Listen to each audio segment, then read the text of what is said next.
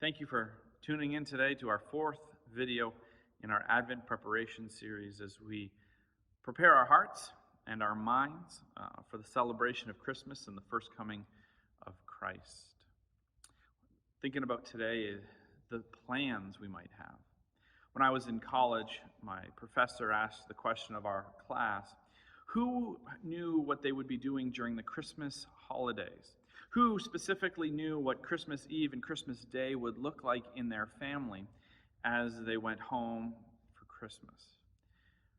Some would have a pretty good and strong idea of where they'd be, who would be there, what would be happening, and the structure of how their celebration would be.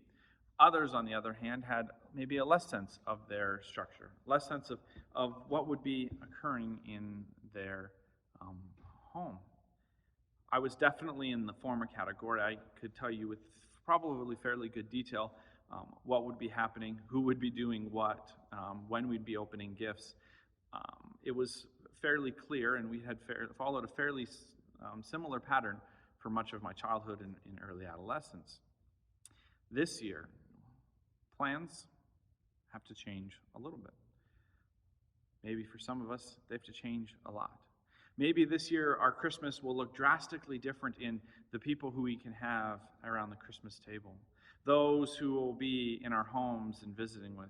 That can be a challenging, that can be a frustrating, that can be a saddening aspect.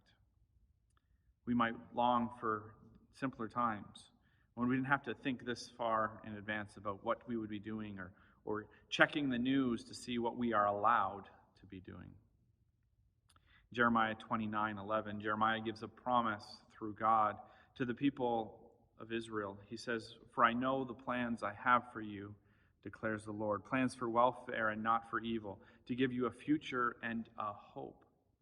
Some of us might like having rigid plans, like knowing with great detail what we're going to do. Others might like the looseness of figuring it out as we go along. We can grab on with certainty to know that God is working out his perfect plan. And even if it's a struggle or a challenge, we know that God is working out his purpose, and his purposes are good for the people who love him. I hope today that you are able to trust in God, that you are willing to let go of maybe what your plans would have been if we weren't facing this COVID crisis, and instead embrace what God's opportunities are for you for something unique and different this year. Let me know what you're planning to do for Christmas, how you're adjusting, and what you're thinking about as we prepare for this Christmas season.